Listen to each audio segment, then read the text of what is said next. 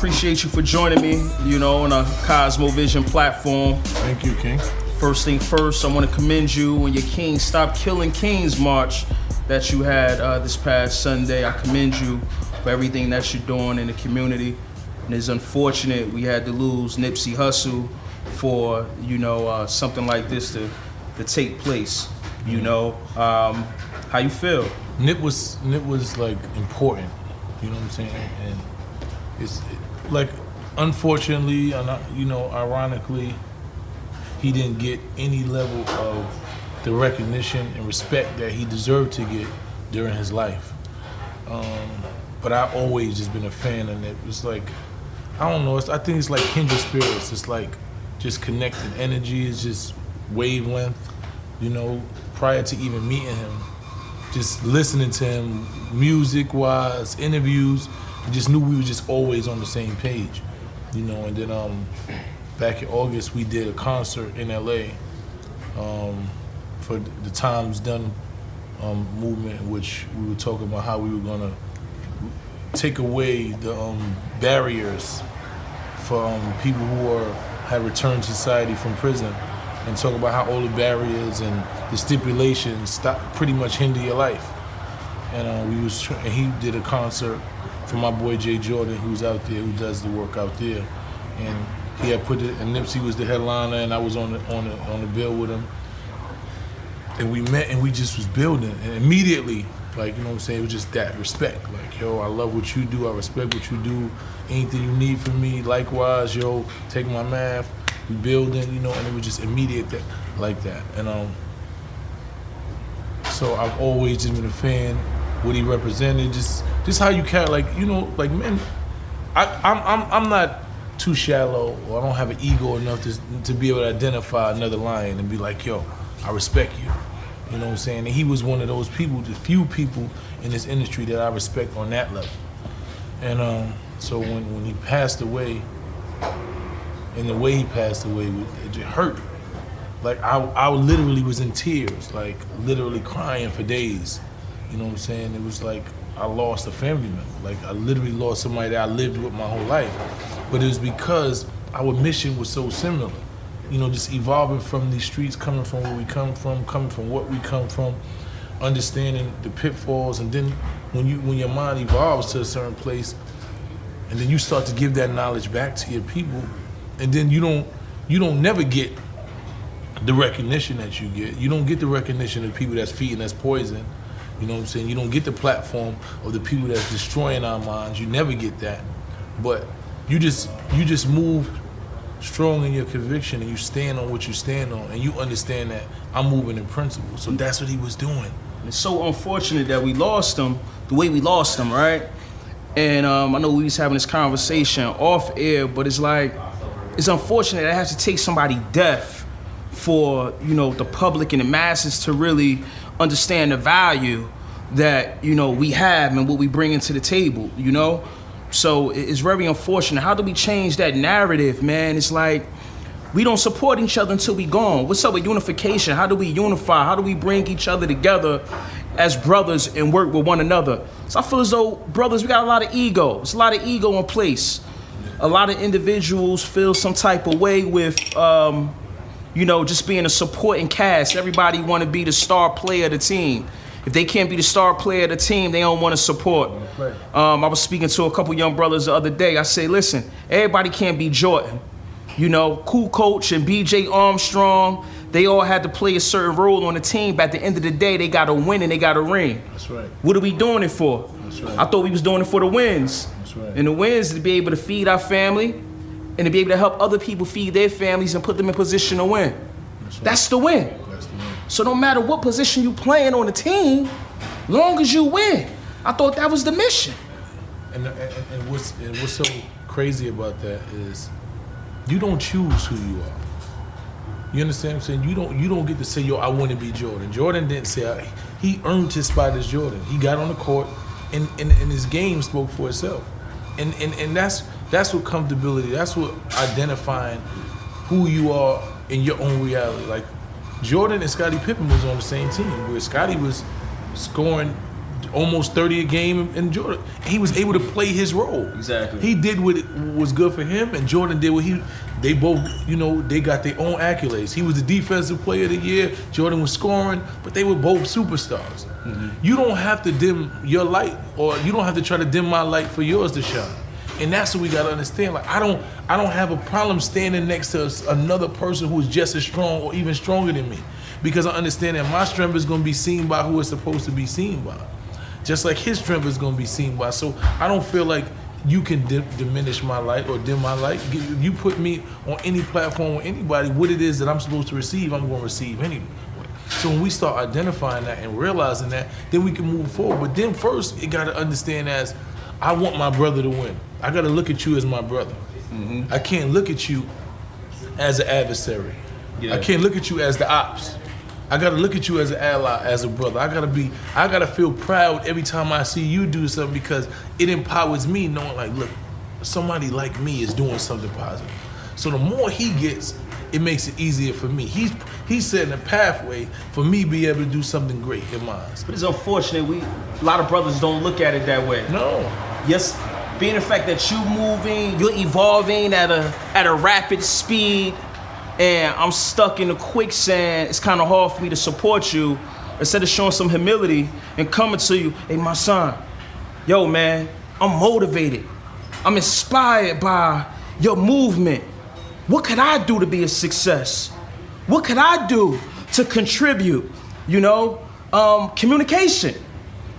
We as brothers are so tough, we don't want to communicate with one another because we take it as a sign of weakness, Let's speak on that. How important is communication? What do we do to start, pushing forward, through communication? How do we start? Where do we start? I think we gotta highlight those things, right? And like I say all the time, not all the time. I do say it all the time, but me and you just was having this conversation. A lot of people support you in private. A lot of public figures support you in private. So what happens is, we haven't made it cool again to support somebody who you may deem as somebody who hasn't reached a level of stature. See, it's easy for you to support somebody who's on the same level, who has the same stature as you, because we in the same room. I could sit in the room, Jay-Z and Puff and all of them could sit in the room with each other and say, yo, I respect you, because y'all all of equal stature. But when you see somebody like that's coming up from where you was before, and you uplift them and you give them your same platform, then what you do is you make it cool to do that. See, we haven't made that cool right now. But I get it all the time. These young boys come up to me and be like, yo, I love what you do. My DMs is filled with grown men that are like, yo, I love what you do. I walked in the building the other day, and the brother said, I'm willing to follow you wherever you go. Create whatever you create, I'm following. And I'm not a follower. I'm a leader in my own rank, but I know when and who I need to follow. And I'm willing to follow you. And as a man, I was humbled. You know what I'm saying? I don't even know if I deserve that level of recognition, but the fact that he was willing to do that as a man, I could look at him in his eyes and tell it wasn't nothing. He was an educated man, college graduate. He had his own situation. He was, he seemed like he was well off successfully. And to be able to say that to somebody, we have it. We have all the capabilities. We have that in us. I just think it needs to be amplified more. I think we need to do it more publicly. Like I said all the time, we can't keep silently and privately saying I support you. No, make that support visible. Make the world see it, because they believe in you. The world knows you that don't know me. If you got 10 and 20 million followers, and you see me walk down the block and you say, yo, I love everything you're doing, but your followers don't know you. These are one of the people that I support. Utilize, that's all it takes. A repost from somebody with $10 million can transfer into a couple $100,000 that I can put into the movement that you love to see. And it costs you nothing. And it won't cost you a dime. A repost from somebody with $10 million could help me be able to the movement that you say you love to see. I can survive with my family. I can work. I don't got to worry about how I'm gonna survive. I'm able to do all the movement and the dirty work that nobody else want to do. The front lines. Sometimes you got to go to jail. Sometimes you got to go against corporations that don't represent us, because I understand your money is tied into these corporations. You got deals and all this. You want to do it, but you can't publicly do it. So why not make it possible for me to be able to do it? Why not be able to silently, you don't even got to fund me, just put me in a position that I can fund myself. You know, we don't see that. We don't see the value, or we don't even identify the value in that sometimes. Is it because they feel as though they can't capitalize off what you're doing? Is that why they not supporting? Some of them are, and I think some of them feel like that, but some of them don't even know that it hasn't even been brought to their attention that, because most of the time you get people that really just want handouts. A lot of people want, yo, I'm messed up, yo, donate, give me this. Nah, when you come to them and say, listen, I don't need your money. I need the support. I need the platform. I need you to just, if you put me in the room with the people, I'm gonna figure out how to get my own. Yeah. You know, and when I get it, I'm gonna utilize it to push the movement, to be able to continue to evolve us. You know what I'm saying? So a lot of times people don't come at it that way. So people don't come and say, yo, I need you to give me the platform. I need you to, if your support can't just be the words that you say. Support means, especially when you have when you have a platform, when you have resources, introduce me to the resources. I don't need to get your resources. I don't want to, I don't want to leech. I don't want you to feel like you gotta financially, but put me in a position to where I can do it for myself. Do you feel as though we get more support outside our network than within? Of course we do, because they see it as a competition. You know what I'm saying? Like, a lot of dudes do it, but it's a lot. But I think it's shifting, man. Like my brother Wallow from Philadelphia, like me and Wallow on the phone once a week for about an hour, just talking about how we gonna put together our own tour. We gonna motivate. We gonna go around. Like, it's shifting. My brother Sean Hartwell, who's from Jersey, like brothers that I build with. So we changing this narrative. Like we not. I don't see you. It's the more you win, the more that you elevate the platform for what we do. It makes it easier for me, and vice versa. I got a saying, right? You would never get a celebration in your own until you learn how to celebrate with others. Everybody want to have a celebration, but they don't know how to celebrate with others, man. That's right. And that's a problem. Who gonna come to your party? Huh? Who gonna come to your party if you ain't never got nobody else? You get what I'm saying? Like, you gotta celebrate with somebody else so they can feel like, yo, I'm gonna go to his party. He always support me. Yeah. I'm gonna make sure he good. You know what I'm saying? It's reciprocating energy, man. We gotta learn how to reciprocate energy. We feel like, like I said, somehow your shine diminishes my light, and I don't never feel like that. I don't feel like it's possible for anybody shine to diminish my light. I can be in the room, in my opinion, the confidence that I have in myself and what it is that I represent, I can be in there with the most powerful, and I'm going to stand out because it's who I am. It's my nature. I was born to be who I am, just like they were born to be who they are. And I admire them. And I can sit there and say, yo, I admire everything you do, and not feel like it takes anything from me. That's how it should be. And that's how it should be. But unfortunately, it's not like that. That's why it's going to take guys like yourself and me to change the narrative on the way we see things. It's going to be tough. It's going to be challenging, but, I feel as though our world lives amongst fear, But when you walk in with God, man, there's no need to be fearful. How strong is your faith belief in a higher being? How much does that contribute to your success and where you're going? Oh man, that's like, it was days that's all I had was God. You know what I'm saying? So, being incarcerated, for crimes you didn't commit, and you just sit in a cell and you looking and saying, I got 14 years to do, and the problem of my life, just got a record deal. All I had was God. And people write you off and say, oh, it's over, your life is over. All I had was belief in God, which gave me belief in myself. So, I'm not more of a religious person, but I'm very spiritual. I'm very spiritual. I believe definitely there's a higher being. I believe in energy. I believe in manifest destiny. I believe in speaking your life into existence.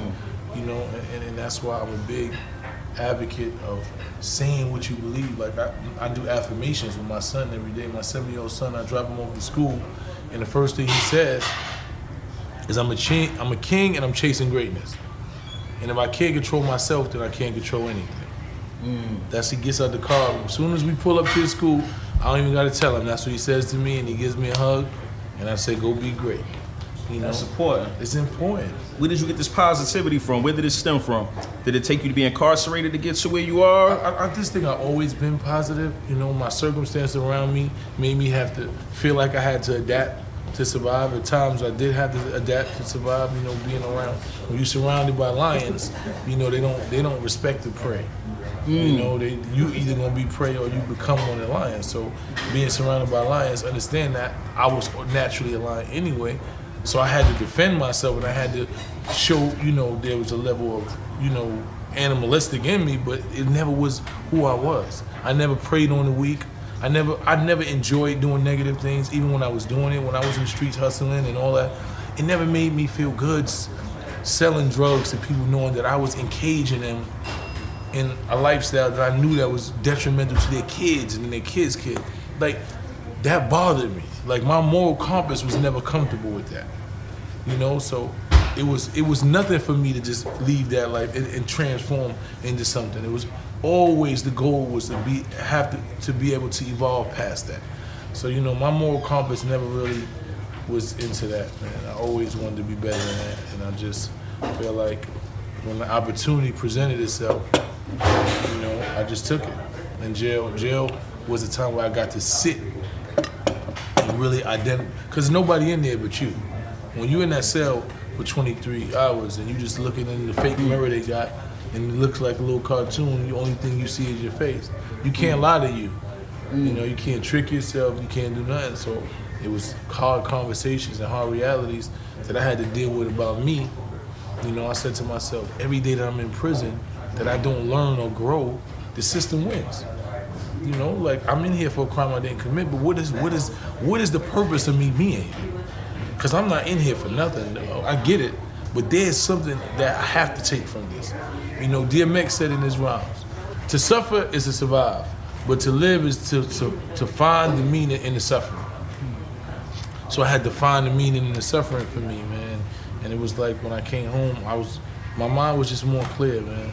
It was just understood, like I was watching these young kids, 17, 18, come to jail with 20 and 30 years because they had been lied to, the same lies that I was told. And I was like, who gonna break that chain? You know, and I just decided to use my voice and my platform for something. Where do you see yourself going in the next 2 years? I know people say 5, but I say the next 2. How strong and how powerful you see this movement, you know, excelling? I see it going far, man. Because I'm watching the shift of, it's retraining culture. Because we was taught that dumb shit was cool for so long. You know, we gravitated to negativity and stupidity for so long that's what we was taught. So when we started, like when you dictate cool and you say that shit is whack. Yeah. You know, like shooting somebody that look like you because y'all don't get along, like that ain't cool. We not giving you no stripes. Ain't nothing gangster about that. Gangster is being able to sit down with another man that you might have a disagreement with and coming to terms and respectfully going home to your family. Gangster is when you can stop somebody from killing somebody. When you have enough power and enough control to where you can say, yo, we not doing that. When you can save somebody, like when they gangster 2 seconds for you to react and do some negative shit that's gonna jeopardize, what's gangster about that? So when we start retraining that, we like, nah, that ain't cool. We not glorifying it. We not even putting that shit nowhere near us. You know what I'm saying? That's not what we on. You know what I'm saying? So that's what it is. For me, I think in the next 2 years, that's gonna catch on. Gotcha. I appreciate you, man, for sitting down with me, man. This food is out, man. I don't want it to get cold. Yeah, I want to eat, you know. Definitely. But I appreciate you for being an influence. I appreciate you for believing in me. Yes, sir. Enough to sit down with me, you know, and share a positive message to the people, because we need more individuals like yourself, you know. And like you said, man, you know, people follow what's cool. So we have, and we are in position to change the narrative by doing cool things. When we doing cool things, the young and the youth will follow suit and move the culture forward by being a positive influence like ourselves. So I appreciate you, man. Wish you much success on your journey. And let's win, baby. Yes, sir, okay. Appreciate you. Peace.